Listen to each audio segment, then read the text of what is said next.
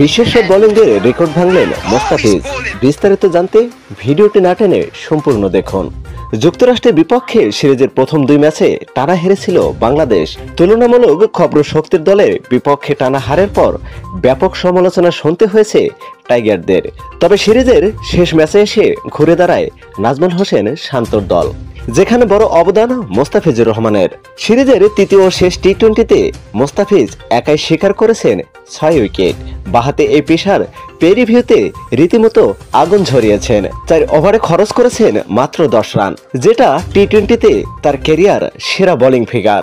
এমনকি বাংলাদেশের হয়েও এই সংস্করণে ক্রিকেট সেরা বোলিং ফিগার এটা। এর আগে বাংলাদেশের জার্সিতে টি-20তে সেরা বোলিং এর রেকর্ড ছিল ইলিয়াস সানির দখলে। এই অফ স্পিনার 2012 সালে আয়ারল্যান্ডের বিপক্ষে 13 রানে শিকার করেছিলেন 5 উইকেট। এবার তাকে ছাড়িয়ে গেলেন মোস্তাফিজ।